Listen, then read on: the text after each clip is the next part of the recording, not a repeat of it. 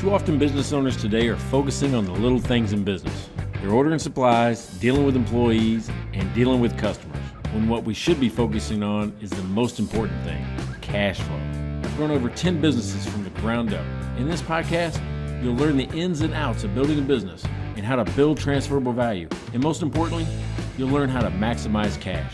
They call me Cash Flow Mike, and this is the clear path to cash. Hey, it's Cash Flow Mike, and welcome to the Clear Path to Cash podcast.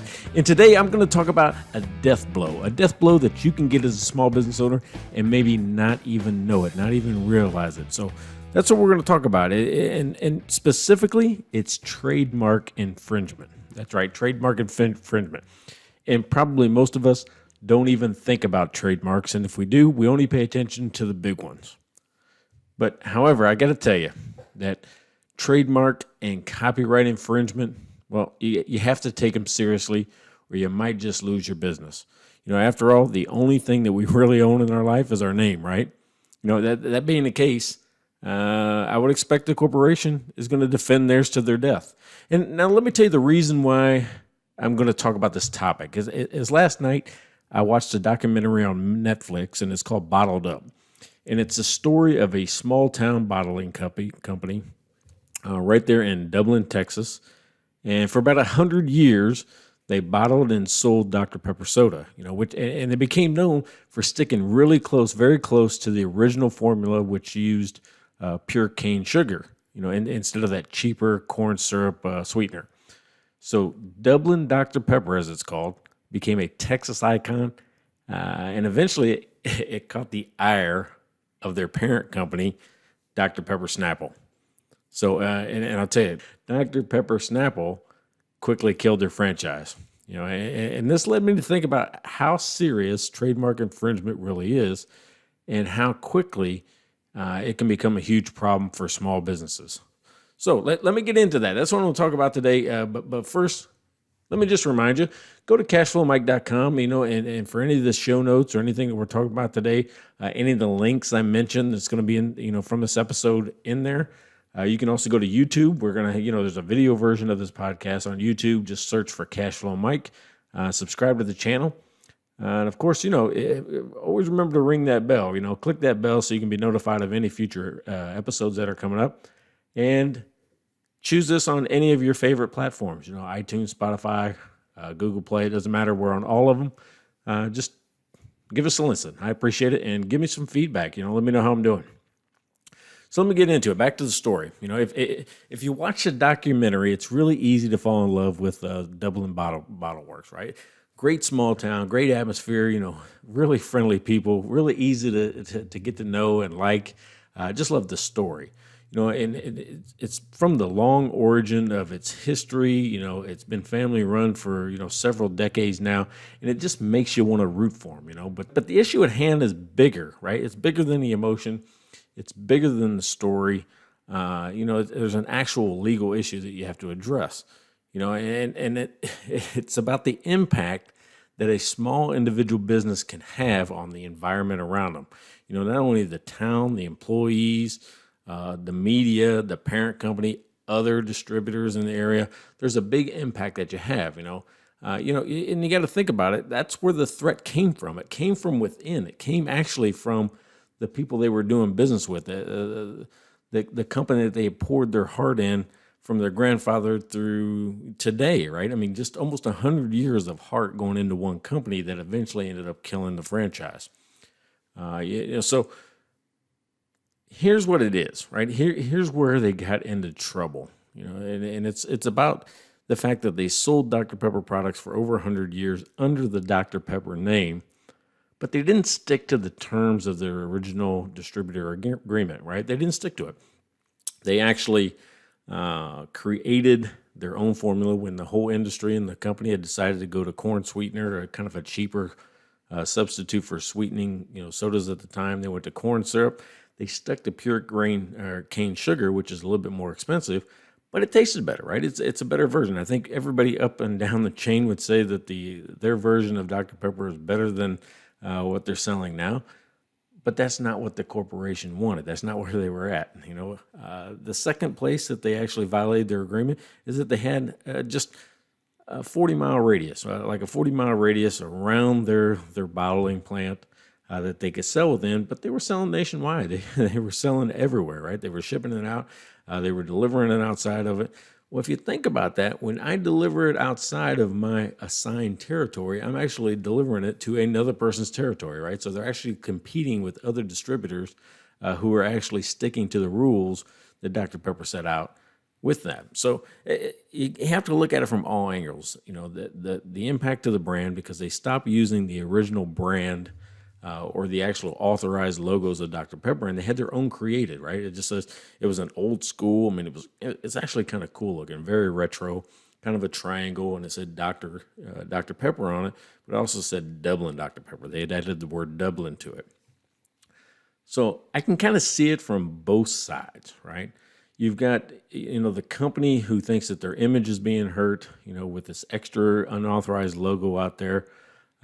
Their image is being hurt and their brand's being hurt by other distributors saying, hey, how do you let this one guy not honor his agreement when we have to and we're playing by the rules? Then you have the distributors who you're going into their territory, talking to their customers and selling them Dr. Pepper products when you should be able to, right? I mean, so I can see it from both ends, where the actual Dublin Bottle Works, their point that I can see is, hey, we've been doing this for 100 years. You've known what we're doing all along. Why is it a problem now? So that there's a couple of different issues at play where you can actually agree with both the corporation and you can agree with the small business. But the loss here is that, it's Dublin Bottle Works. It's their refusal to honor it. When it was brought to their attention, when the big corporation came to them and said, hey, we don't want you to do this anymore. Just stick to your assigned territory, and you can do that, right? As long as they would have kind of stayed in that box, they would have done it. Here's what I'm thinking, though. They put Dr. Pepper in a bad situation. They put him in a situation where they had to take action, right? Because otherwise, it just looks like they have a rogue distributor out there doing anything they want to. And what happened was they got crushed by a corporation. Maybe they had it coming. But all they had to do was honor the agreement, and I think Dr. Pepper would have just allowed it. By going outside of it, they put everybody in a bad position. So, hey, I'm going to tell you what, before I explain a little bit more about what I'm talking about, I want to remind you to go to cashflowmike.com for any of the show notes. Again, check me out on YouTube or any of your favorite listening platforms, iTunes or otherwise. And leave me a review, subscribe, give me some feedback. I'd love to hear about that. So let me explain, right? Part 2 of this, let me explain. You got to realize that trademarks and corporations or copyrights are used to identify and distinguish someone's goods or services from other people's, right? So, and registered, if you see the little R, registered trademarks actually give the owner the right to take legal action, right? If there's ever a dispute about it. So just like Dr. Pepper, even songs, have that same level of protection. And this is why businesses that play music have to become members of associations that represent the artist. That way, they're being compensated, or you're actually paying for the right to use that music. I used to own 3 bars, and there were 3 different agencies I had to pay every year for the right to play music in the business. And I've got to tell you, it feels like extortion. It really does. It feels like extortion. But it only took me one lawsuit to see that, it's the right thing to do. And it wasn't me getting sued. It was another business owner in the same town that got sued. He had over 100 violations of copyright infringement. And what that means is when you have 100 violations, he's not out there just going crazy. He might have a jukebox on. If you play 50 songs during a day, that's 50 violations. If somebody comes in there and just listens and just writes down every song that they hear that this agency represents is a copyright violation. That's kind of how that happens. But every violation carries with it the penalty of up to a $20,000 fine. In this person's case, small business, 100 violations, up to $20,000 fine, put him out of business, killed his business. Now, it still felt like extortion, but it made it a whole lot easier to understand. And then I'm like going, well, how else would the artist get paid? Of course, it isn't just goodwill. It isn't just the fact that they feel good that other people are listening to their music. They actually create music to get paid, so I can understand it from there. So it made it a little bit easier to do. So that's my message today. That's my message to you. That's my message to small business owners, is that it's not something that we normally think about. It's not something that, you probably purposely try to do, but be mindful that other people's work, other people's creations are protected, right? It's protected just like yours. So take the opportunity, because all it takes is somebody to turn their eye towards you and make the decision to put you out of business for copyright, because they don't lose these, right? I don't think, from like the songwriters, I don't think you've ever lost a case on copyright infringement.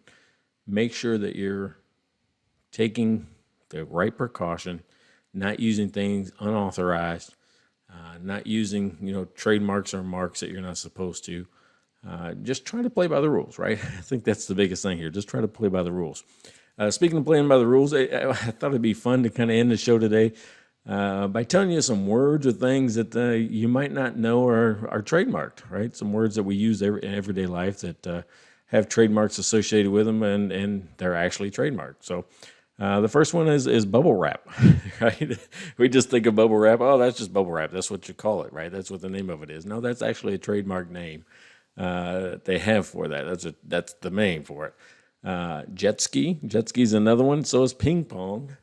I thought that was just the name of the game. No, that's actual brand, ping pong, and it became kind of a word. And then the last one's Band-Aid, right? I mean, we use Band-Aid for everything. Hey, give me a Band-Aid. But, it's like Kleenex and the other ones. Those are actual trademarks and trademark names. So when you're using those, make sure that you're giving appropriate credit, or that you have the authorization to use it. But here's a funny story about a trademark that was lost, right? But it's very similar to what could happen from the Dr. Pepper Dublin Bottle Works story. Something happened to Twitter. Now, when you go to Twitter and you write onto their application, onto their platform, you're tweeting, right? Isn't it interesting that Twitter lost its bid to trademark the word tweet, and it came from one of their own developers, one of their third-party developers, somebody that has an ad service where you produce ads and you advertise on Twitter. They had already used the word tweet in a trademark phrase, right? So one of their third parties, somebody that actually needs Twitter to be able to run their business, has tweet in their trademark. So Twitter could not trademark the word tweet. It was just an interesting thing. So I wonder how that's going to end up. I don't know if they'll ever, think of it important enough to try to get that word from them, maybe buy it from the third-party developer or otherwise. But it's going to be interesting, right? It's kind of similar to what happened from Dr. Pepper to the Dublin Bottle Works. People that work together, is there going to be a legal battle in the future? It took Dr. Pepper 100 years to have theirs. What's going to happen with Twitter? Hey, if anything, remember to go to Cashflow Mike for any of the show notes and any questions on today's episode, and go to YouTube. Hey, check this out. See what it looks like. This is what it looks like when I'm creating the podcast. And then, of course, when you're listening, subscribe to iTunes or Spotify or Google Play and leave me a review. I'd really like to hear from you. Just remember, my name's Cashflow Mike, and you've been listening to The Clear Path to Cash. And thank you so much. And remember, don't be a dumb business owner.